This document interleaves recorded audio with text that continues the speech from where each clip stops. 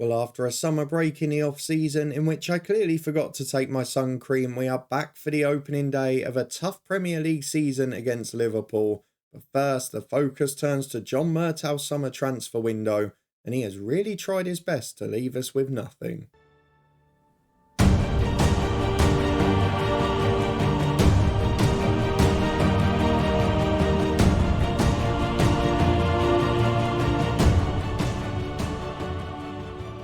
Yes, hello and welcome along to part 119 of the Head Coach with me, Daniel. We are back today to start season 16 after our latest bookmark last time out, and we have got a lot of John Murtaugh talk to be doing because our director of football, as well as it's not worked out too badly, has tried his best to leave us in the lurch. We start the Premier League season with a horrible run of games to Liverpool and Manchester City in our first four. They were the two sides that finished above us last year, and of course the two Champions League finalists. So if you're looking forward to seeing how we get on, as well as our review of the summer transfer window, then please do put a thumbs up on it. We had a huge episode with Distillery yesterday. That Build a Nation save is in the eye above. But let's go straight over to the transfer centre, because we've got a lot to talk about this summer. Potentially a fair few players coming out and one coming in as well. Lots of players that rejected us. Lots of players where moves have been rejected, and a few very big surprises. So let's go to the transfer history for what looks like a pretty quiet summer. You've got to be fair here. You look at this and think, oh, that much didn't really happen.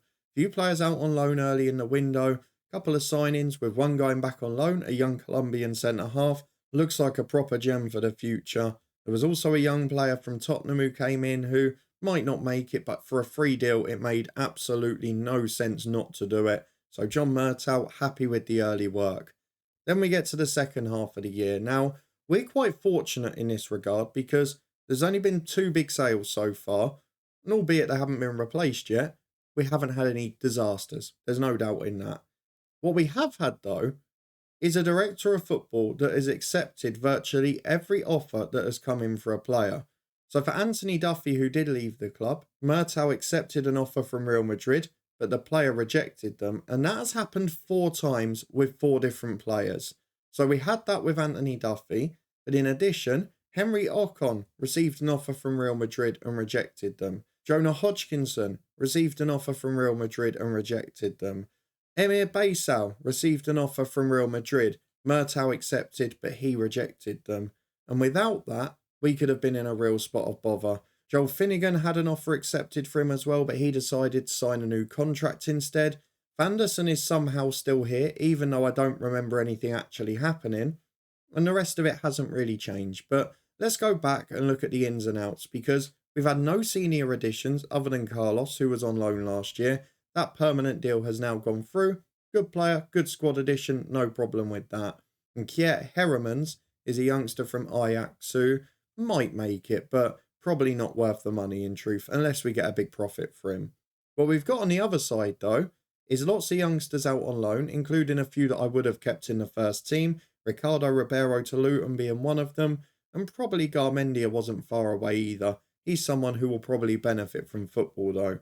But the two big sales, the big money-making exercises, Asat Klishin to Premier League rivals Arsenal, not gutted by that sale at all. Bit disappointed there's no replacement. Of course, we've got Kieran Jones back from his loan at Luton. Natural left-sided balance, a decent defender, but not the same level. There's no doubt in that. If we go back and have a look at the other one that's already been mentioned, though, Anthony Duffy has left the club too. A bit of a versatile player, which is a problem. He is 30 now. He didn't play brilliantly last season. I'm not gutted he's gone. I'm annoyed there's no replacement. I'm a bit upset that it was only for the money it was, because he's worth a lot more. And again, I'm frustrated that it's a Premier League rival, because Bournemouth, they had a little bit of a drop-off last season, and now they're going to be pushing back for the big time. And basically, they sold Ugo Esnalt to Bayern Munich, and we've allowed Duffy to replace him, which is a problem.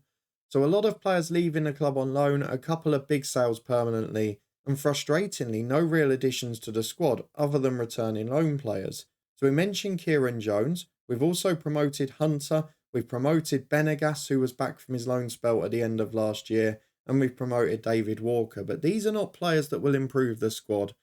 And it's not a squad that is stronger than last season, which is always the hallmark when you get to the start of the year.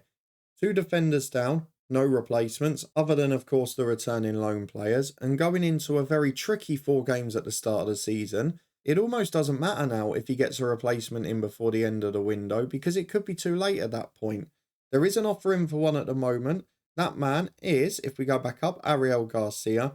So he tried to sign Simi Tejan from Chelsea. That was up to 50 million quid. He's a good player at 28, but he wasn't tall enough. He didn't jump well. John Murtow just loves signing short centre-halves, doesn't he? But that one didn't go through. He rejected us. And now we are in for Ariel Garcia from Marseille. 18 million up front, rising to 40. 6'2", which would make a big difference. Maybe not quite as good overall, but would be a solid squad addition. So I'll have no complaints if he joins the club. I'll be very happy with it. And it's just about adding numbers now. Quantity is important before the group stages come along. Due to all of that and the big sales, there is 50 million in the transfer budget. There is a lot of wages available. But if that deal goes through, we're going to lose nearly half of it, aren't you? So it's been trying to go for right wingers at times, which is a bit weird. We've not really had any problems there. We've got Hunter, we've got De Buen, we've still got Guido, we've still got Demeter. I'm not sure why he's intent on signing one, but we've still got a competitive squad. The board and the media agree with that as well. The media season preview is for us to finish 5th. The big 2, Arsenal and Spurs, expected above us. City dominate the front 6 of the best 11 for the media, and we have got no one in there, which shows you the problems that we're going to have. Liverpool not got many in there either, though. So it is going to be an interesting season. Chelsea and Bournemouth have improved. Newcastle seemingly have dropped off. But we've got the big battle this year. We had last season 1 game a week for the most part, and we were able to play the same 11 almost game in, game out. We've not got that luxury now. We're going to have Champions League football. We're going to have hangovers. We're going to need to make 4 or 5 changes. And have we really got the depth on the bench to do that? I'm not too sure we have. And that consistency that was incredible against the bottom 10 last year, I don't think we're going to be able to back it up. As it is though, we start with a massive Friday night fixture. The first game of the Premier League season, away at Anfield, away at Liverpool. And to be fair to it, this game is going to be a real barometer for us because we were awful away at the top sides last year. Didn't beat any of the top 10 in the league season. And now we've got a chance to at least close the gap and maybe try and nick a bonus point or 2. There's still plenty of players we know in that Liverpool team. The likes of Williams, Clousdale, Devine, all part of our England squad. Danny Anderson was on his way through at the time too. But we've got to get our 11 picked. It's going to be very similar to what we had last year. We've not really got anyone to come in and push on, have we? So it's going to be virtually the same team. Let's go and get it picked and confirmed. We'll be back in a minute to run through it. Well, here we go then. Our squad is confirmed for the opening day of the season. Same tactics, same style. We're aiming to push on. We did hope we'd have a better centre-half in. We did hope we'd have a couple of additions. At the moment is not to be. Hervenhoff is in, of course, for Clishin, the man who left the club in the summer. And then we've also got Humphrey starting at right back with Duffy on his way out. On the bench, we've got a full senior squad. Jones coming back from his loan to take his place among the substitutes. And the only other real decision was whether we went Carlos or De Buen. We could have played Carlos in centre mid, pushed Ocon up front and Demeter out to the right. Instead, we've gone for De Buen out there to keep as many in natural positions as possible. So let's go and get through to the first game of the season. No new exciting faces, not quite what we wanted. But this is always the risk in a Director of Football challenge. When you play the head coach, you have to rely on others to do the job. And at the moment, I'm afraid John Murtow is differing, as he so often has in real life with United. Well, let's see how we compare today, shall we? Emre Tezgel not in the squad, another one of our former England players, and Harvey Elliott getting on a bit now. He's just sitting on the bench. But as we mentioned before, so many well-known names. They've still got the Georgian guy who always scored against us. They've still got Sobolai on the bench too. And of course, they keep regenerating their squad a bit, which makes them so strong. They were the league champions last year. They were, of course, in the Champions League final where City got the better of them. Who have they signed this summer? Oh, just your 156 million's worth of talent. They've sold 200's worth as well. So they've gone very big in the summer. They have sold a 24-year-old right winger, which I'm not sure about. Sky Vink, who's over 30 now, who was a good striker. Gilberto Groppi. Wow, that's a pretty big loss for the club. And they've also sold Dominici as well, who was an experienced but pretty much a squad player, wasn't he? The players in their place are Rene Klusterman, who is a 26-year-old left winger that's brilliant. Vistalare, a 29-year-old centre-half who's very good. Diego Rodriguez, a 30-year-old defender who's not great. I think he is starting today. Mulder is a young winger who's good. And Champ from Club Bruges is a very good centre midfielder at 19 as well. Wow, he's going to be a superstar. So they're definitely trying to bring down the average age, maybe at the expense of quality this year initially. But let's go and get into the first half at Anfield, see if we can cause a few surprises. Of course, you all know what happened last year away at these sides. Let's see if we can put it right this time. Doesn't look good early on as Divine's free kick headed over by Silva. I know we've got one more bit of height in a team now, in the shape that both of our centre-halves are 6 foot, but the rest of them are still shorter. And we give the ball away there. That's awful. You cannot give the ball away like that. Williams breaks down the left. We know he's got quality. Cuts it back for Klosterman. Ocon in. It's a good challenge. Falls for Williams again, though. He can get into the box. Shots deflected up. And Robles deals with it well. You cannot give the ball away with 5-yard passes. And unfortunately, Liverpool are all over us at the start here. We're going to encourage the lads, try and get something out of them. At the moment, it's damage limitation again. We have had a shot though, we can celebrate that. Well, I tell you what, 10 minutes to half time and it's quietened down a bit now, and we've got a throw in on the left hand side with Simmons, albeit last time we were looking up here, we gave the ball away. That one's worked into Demeter. I'm not sure if the original ball was offside. It looked pretty close to me. I'm not sure if the flag went up. Please let it count.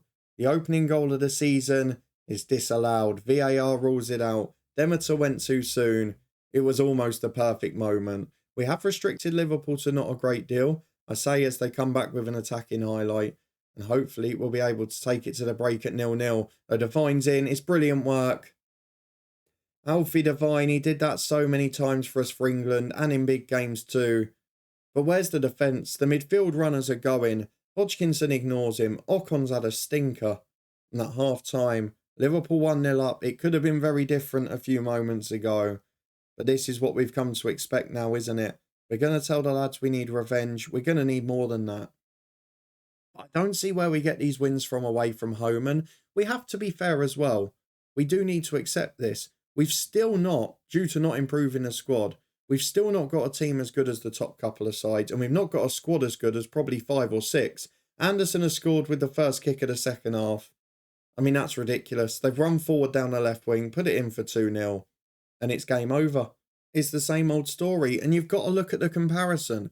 Liverpool have said, oh, we're getting a few players towards 30, and they've invested 156 million. We've had a fire sale of first-choice defenders. We've sold half of last year's back 4, and we have signed no senior players.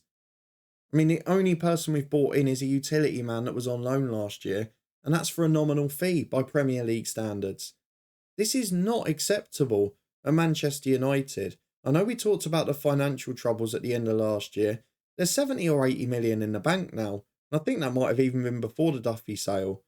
How are we supposed to compete when other sides are reinvesting 200 million and we're deciding to sell without replacing?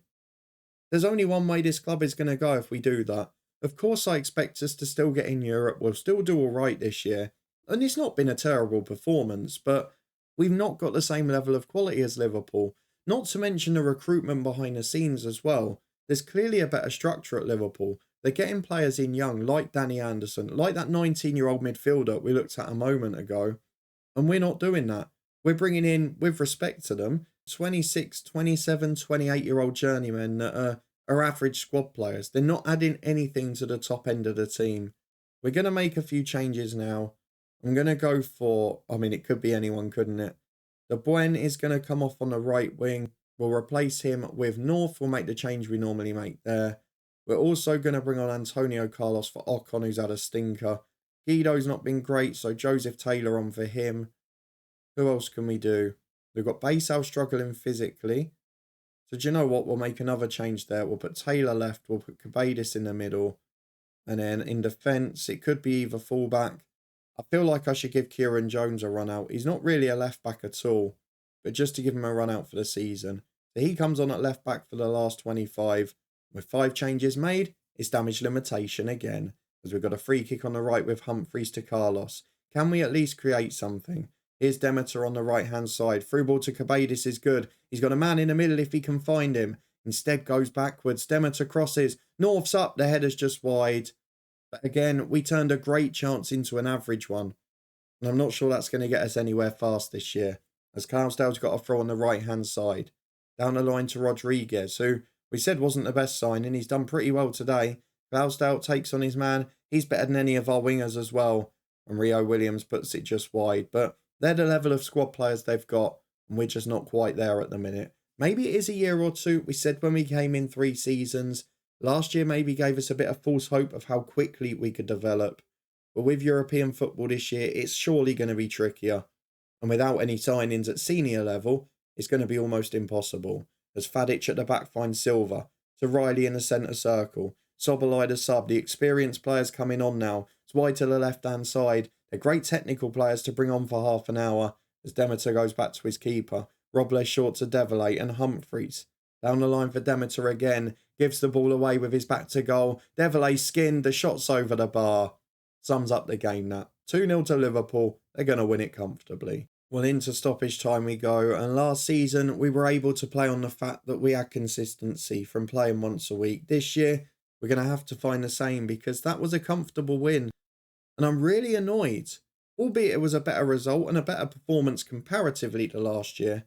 I'm just really annoyed that no senior players have come in. And it wasn't even the fact that we have to sell to buy now, that the club's almost become a feeder club. It's the issue with the fact that there's no pre-planning in a scouting, considering there's about 100 of them at the club. There weren't even any offers going in until sort of mid-July. And we'd lost Clichin before that. There were offers getting accepted from Real Madrid left, right and centre. Imagine those players had accepted those offers. We could have been 4 or 5 down. I mean, it's a really difficult situation to be in. We're now being linked with a £106 million attacking midfielder. I can assure you that isn't going to happen, as good as he is as a young player. Probably not setting the world alight for the money they're saying he's worth, but that might be why he's the sort of player that will get signed. Not that I complain if a good 22-year-old comes in. Liverpool go top on the opening day. Robles, the young keeper, is going to be pretty busy this year in those away matches. And 2-0, whilst an improvement on last year, is not going to be helping us to pull up any trees. So a very difficult start to the season.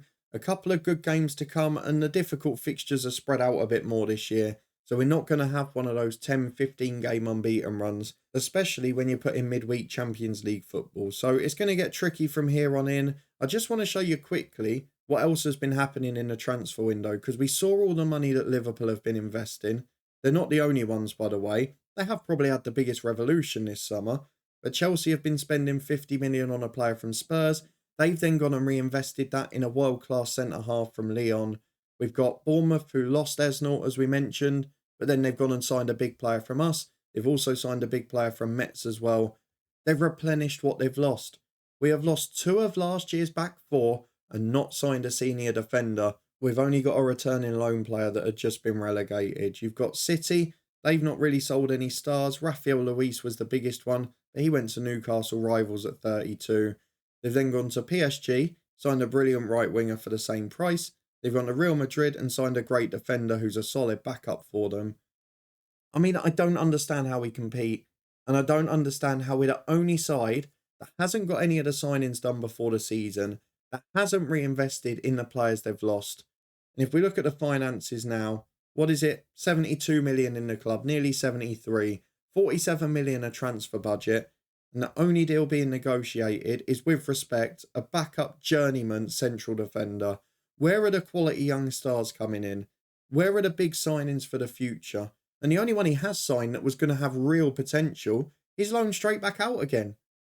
I mean, he's not leaving me with a great chance, is he? It's one of those summers in the head coach where you say, why oh why do I do a director of football challenge? Because John Murtow, he is making me tear my hair out, and he's going to need a big couple of weeks here.